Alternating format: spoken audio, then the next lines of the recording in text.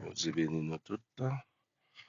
Nous disons bon Dieu merci parce que regardez nous, protégez nous. Nous en action de grâce à nous-mêmes. C'est bon Dieu ça qui permet que nous avons à vivre malgré situation difficile. Bon Dieu permet que nous là. Nous disons bon Dieu merci pour ça. On va continuer avec l'étude de la parole de Dieu. Maintenant, nous appelons un passage dans Matthieu chapitre 7, verset 12. Matthieu chapitre 7, verset 12. C'est un passage que nous trouvons dans le discours de Jésus, dans le sermon sur la montagne. Matthieu 7, 12. Jésus dit, tout ce que vous voulez que les hommes fassent pour vous, faites-le de même pour eux, car c'est la loi et les prophètes. Tout ce que vous voulez que les hommes fassent pour vous, faites-le de même pour eux, car c'est la loi et les prophètes. Maintenant, nous allons comme titre, c'est dans le sermon sur la montagne. Sermon sur la montagne. Côté que Jésus commenté passage ça. Nous sommes là. Dans Matthieu chapitre 7, le verset 12. Tout ce que vous voulez que les hommes fassent pour vous, vous aussi, faites-le de même pour eux, car c'est la loi et les prophètes. Vous savez? Tout ça, on t'a remis au monde fait pour ou même fait pour monde. Si vous remet monde remet ou même c'est pour remet monde. Si vous voulez pour monde servir ou même également c'est pour servir monde. Jésus dit si vous faites ça, vous avez déjà mis la loi en application et également les prophètes qui te parlé de Jésus qui t'ont mis tout ça en application. Cette expression qui sort de la bouche de Jésus est la clé de la compréhension de la loi. Parole ça, Jésus dit, c'est clé qui est capable d'aider nous pour que nous comprenions la loi. La loi qui c'est la parole de Dieu. Nous avons vu que l'on peut mal comprendre la loi. Nous sommes capables de mal comprendre la loi. Nous sommes capables de mal interpréter la loi lorsque nous ne pas comprendre. Comme l'apôtre Paul nous rappelle aussi dans ses lettres, à savoir dans le livre de Romains, dans le livre de Galates, l'apôtre Paul parlait un peu de la Torah. Nous connaissons monde qui commentait la Torah, qui parlait de la loi. Premier monde, c'est Jésus-Christ qui parlait sur la loi. Dans le sermon sur la montagne, Jésus-Christ réduit la loi en deux. 611 commandements Moïse Sebayo, Jésus réduit en deux dans le sermon sur la montagne. Bien, l'apôtre Paul, deuxième monde encore qui parle en pile de la loi, c'est l'apôtre Paul. L'apôtre Paul prend la loi, il prend la grâce, il prend la foi, et il parlait en pile des trois thèmes ça pour permettre que le peuple là capable de comprendre ça. Mais on peut aussi faire un bon usage de la loi.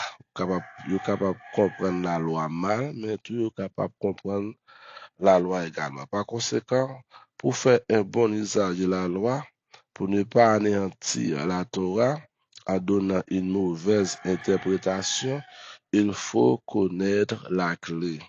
La clé qui est capable d'aider nous pour que nous comprenions la loi. Est-ce que la loi est mauvaise? Non. La loi, au contraire, est une bonne chose. Quelle est la clé de l'interprétation de la loi?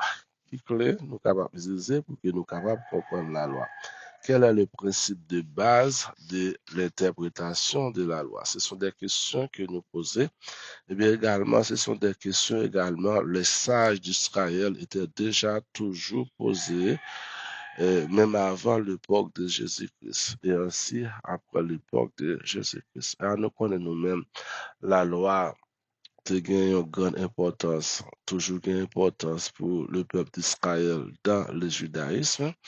Mais nous-mêmes, par contre, nous connaissons la loi, certes, il y a une importance pour nous, mais par rapport avec Jésus-Christ réduire les 611 commandements ça, en deux commandements. L'amour du Père, le respect du Père et l'amour du prochain. L'amour du prochain, c'est même gens que nous remet propre, peut-être pas nous, c'est comme ça, nous devons remettre prochain nous. Il y a un vieux commentaire, Midrash, dans le judaïsme, qui dit que Moïse baille 611 commandements, n'est-ce pas vrai? Moïse baille 611 commandements et nous connaissons Jésus additionné deux sous les pas ça? Deux commandements, c'est l'amour pour les pères et l'amour pour les prochains. Ça fait environ 613 commandements, n'est-ce pas vrai? Eh bien, Moïse baille 611 commandements. David les a réduits à 10. Vous entendez? Moïse baille 611 commandements. Le roi David les réduit 611 commandements Moïse là en 10 commandements. Prophète Michée les a réduits à 5. Ouais. David réduit en 10. Michée réduit en 5. Nous allons commencer à descendre. Pour pas Michée, nous avons cité quelques là-dedans pour. Dans Michée chapitre 6, le verset 8, Michée dit, on fait connaître aux hommes ce qui est bien. Commandement fait connaître aux hommes ce qui est bien. On fait connaître, on doit enseigner mon à faire ça qui est bien, à haïr le mal. C'est ça, Michée dit nous. Deuxième commandement, Michée, il dit comme ça, c'est que tu aimes la justice. La justice. Michée dit, nous devons aimer la justice. Michée chapitre 3, le verset 8. Nous gênons l'autre, oui, que Michée dit nous encore. Michée dit comme ça, c'est pour nous pratiquer la miséricorde. Michée chapitre 7, verset 18. Michée mande nous pour nous gagner miséricorde. Et puis, Michée dit nous, c'est pour nous marcher humblement avec Dieu. Ça, c'est la relation de l'homme avec Dieu. Pour nous marcher humble devant Dieu. Même bien nous chanter humblement, prosterner, Seigneur, devant ta majesté. Michée nous a demandé de nous prosterner humblement devant Dieu et avoir une relation père et fils envers le Créateur. Michée, chapitre 6, le verset 8. Michée les a réduits les 611 commandements en 5 commandements. Tout comme David te réduit 611 commandements en 2, disons en 10 commandements. Mais ça apparaît là seulement après Michée, disons après David, après Michée, nous avons l'autre monde encore qui réduit commandement. Nous avons l'autre prophète encore qui réduit commandement. C'est Habakkuk. Vous connaissez, Habakkuk les a réduits à 1. Entendez? Habakkuk réduit 600 commandements dans un seul commandement. Habakkuk chapitre 2, verset 4b. Il dit comme ça, le juste vivra par la foi.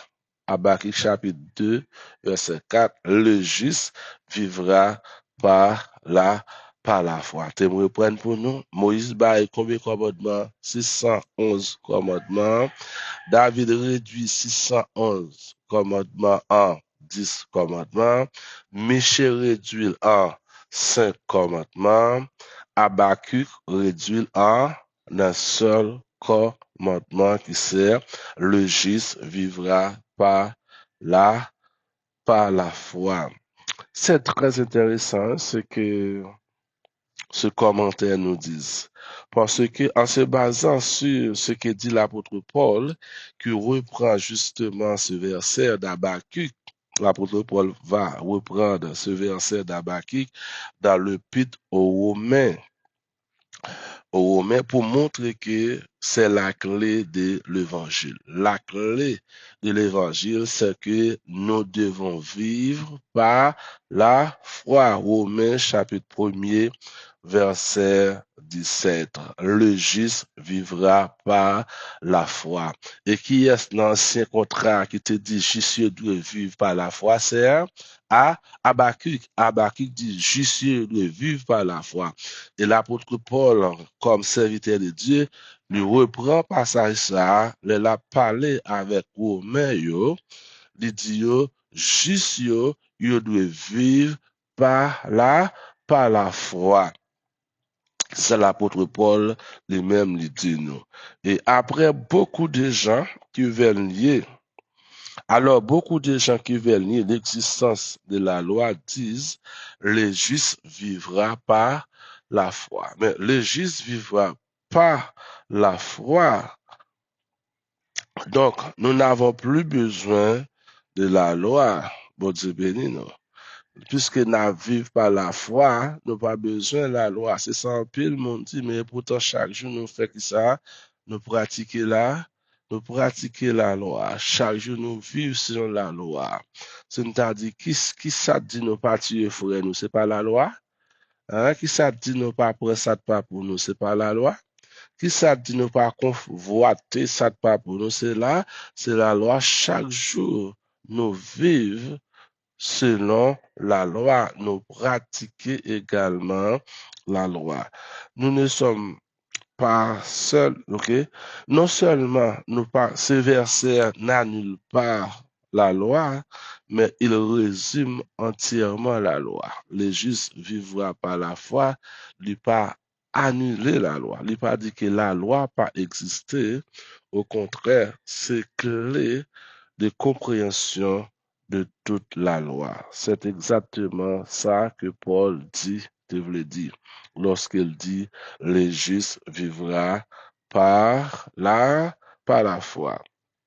Nous avons l'autre commentaire bien avant, la naissance de Jésus-Christ, c'est très intéressant, qui parlait de la loi, de la Torah.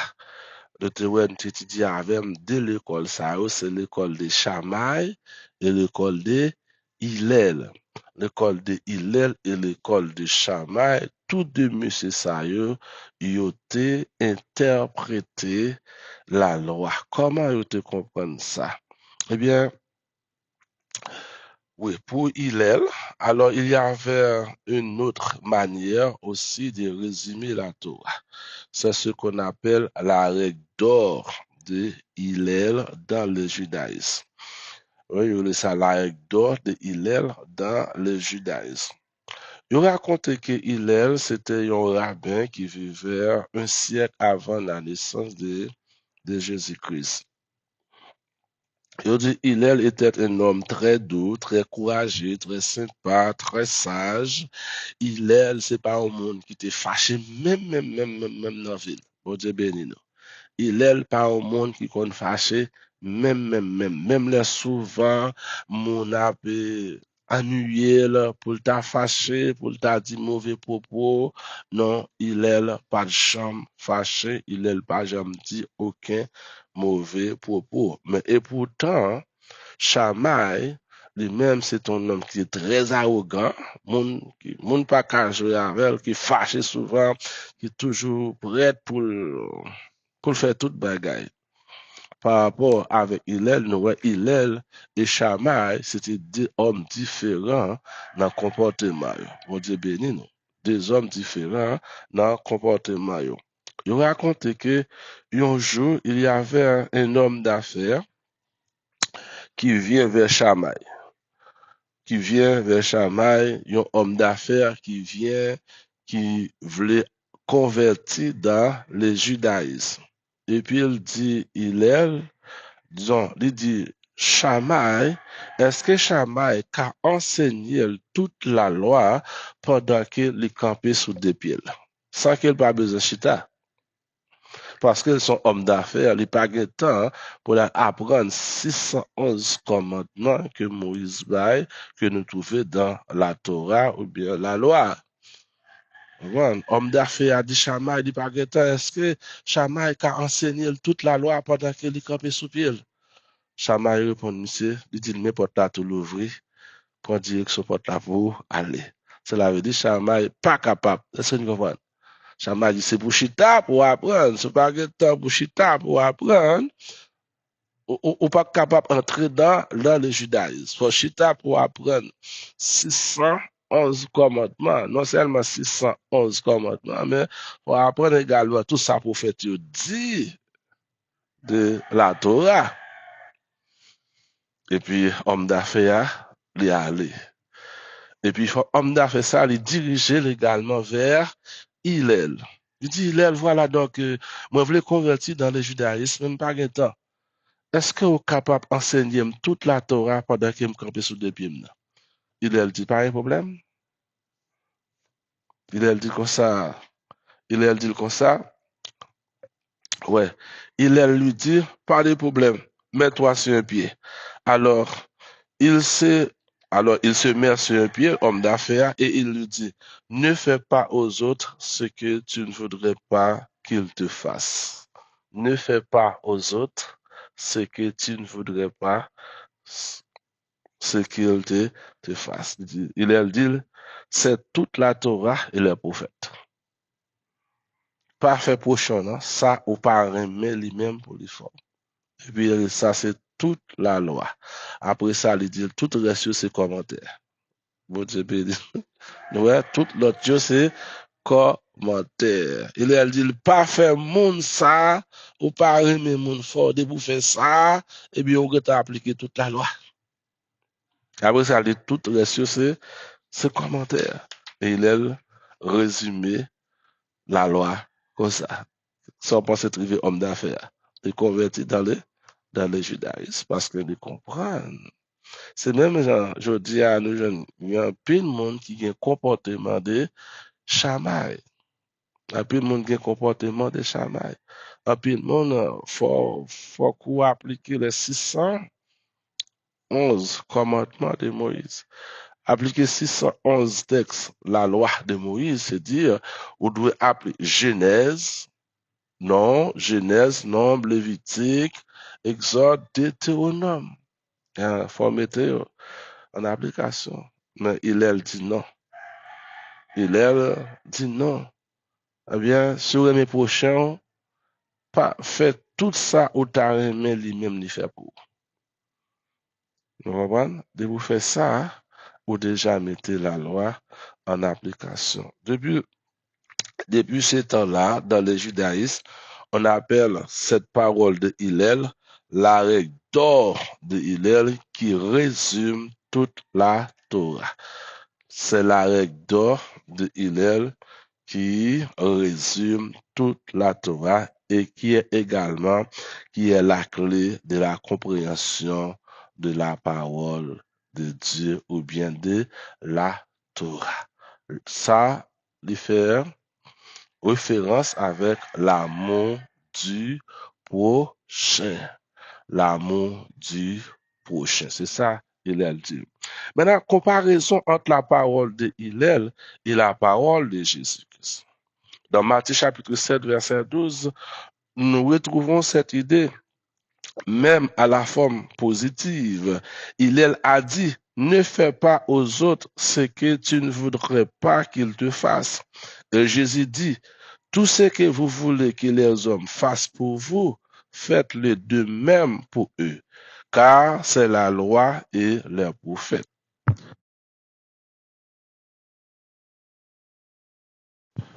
Ça veut dire, comme Hillel, Jésus dit, pour que nous appliquions la loi d'une manière droite et juste, il faut que nous partions de ce qui est la clé. Le Satan du noyau de la loi, c'est-à-dire la règle d'or. La règle d'or de Hillel. Non seulement la règle d'or de Hillel, mais c'est la règle d'or de Jésus. Qui ça Jésus dit? C'est la règle d'or de Jésus-Christ. Et cette règle d'or, on la retrouve aussi dans certains manuscrits anciens du livre des Actes, comme dans le chapitre 15 du livre des Actes, qu'on appelle le décret apostolique. Bon Dieu béni nous, le décret apostolique. Lorsque l'apôtre Paul décide, lorsque les apôtres, disons, décident de poser un minimum aux païens, euh, les apôtres, nous connaissons lorsque les païens viennent entrer dans l'église là, viennent faire partie de l'église là, c'est vrai, l'église n'a pas de naissance avec les païens, hein, mais lorsque les païens commencent à venir convertir par l'apôtre Paul, eh bien, leur réunit apôtres, et puis pour connaître qui ça, comment pour païens vivre, qui ne fait partie de l'église là. Et voilà donc, il y a un apôtre qui dit, eh bien, c'est pour appliquer 613 commandements, tout comme Moïse dit, tout comme eux même dans le judaïsme, ils ont appliqué 613 commandements. Mais nous pouvons voir tel que le rejet d'idolâtrie, l'impudicité, des animaux sacrifiés et le sang que vous ne doit manger. Vous comprenez? Ils ont fait cette recommandation. Ils ont dit, eh bien, yo même dans le judaïsme, yo pas qu'à prendre règle ça, commandement ça qui pour yo, puis yo déposer sur dos païen yo. Nous comprenons, à savoir les 611 commandements, eh bien l'église pas gagné pour louer à 611 commandements. Nous là, parce que Jésus-Christ bat l'église là deux commandements. Et deux commandements, ça, non seulement pour l'église là, mais pour les judaïstes, les peuples juifs là, les pour eux tout. Deux commandements. Ils de une relation étroite avec mon Dieu, et puis ils de une relation étroite avec prochain. Eh bien, qui ça apôtre te dit? Yo mette sous dos par yo, comme moun qui fait partie de l'église là, yo connaît pas yo, c'est moun qui aime idolâtrie en pile. Yo dit non, qu'on y a puisque yo changé, eh bien, yo fait partie de l'église là, yo pas doit adorer idole. Après ça, yo dit comme ça, yo pas doit vivre dans l'impudicité. Troisièmement, yo dit yo pas doit sacrifier les animaux, yo pas doit sacrifier les animaux. Et quatrièmement, il dit, yo pas doit manger sans. Yo pas doit manger sans. Voilà, chrétien nous connaît sans pas pour nous. Nous connaissons nous pas de servir idole également. Parce que ça, c'est pour moi, ma voix là. Et les manuscrits anciens ajoutent qu'ils ne fassent pas aux autres ce qu'ils ne voudraient pas qu'ils te fassent. Tous les manuscrits les plus anciens racontent que ce passage, parce qu'il fait trop aux Juifs. De toute façon, c'est la règle d'or. Et cette règle d'or, elle correspond à ce qui est pour Jésus le centre même de la Torah. L'amour, la relation du Père et la relation de l'homme entre l'homme. Ça, c'est seulement résumé toute la loi. Et nous disons, ouais, dans le sermon sur la montagne, Jésus-Christ commentait seulement deuxième texte là. Il n'est pas commenté relation de l'homme avec Dieu. Si Jésus te commenté relation de l'homme avec Dieu, il t'a tout éliminé toute la loi de Moïse, il t'a tout éliminé, tout ça prophète dit de la loi. Mais Jésus-Christ n'a pas commenté relation de l'homme avec Dieu, il commenté relation de l'homme avec l'homme. C'est ça de faire d'une manière générale. Eh bien, nous jouons de côté qu'on a fait interprétation, qui était vraiment erronée. Eh bien, Jésus-Christ commenté relation l'homme avec l'homme. Jésus dit, tout ça ou ta reine, yon moun fait pour ou même c'est pour faire pour moun. Nous étions là au matin, nous souhaitons bon Dieu capable de bénir nous tous. Père, nous te remercions, nous bon gloire, nous bas honneur, louange, adoration comme même seul nous mérité. Merci pour grâce, merci pour faveur et merci pour bénédiction accordée nous. Merci pour parole, pour permettre que nous mangions matin. Permettre que parole ça va changer, transformer la vie nous et augmenter connaissance nous également. Permettre que ça va accomplir dans la vie nous. Et en haute gloire, l'honneur va pour nous. Nous demandons ça au nom de Jésus.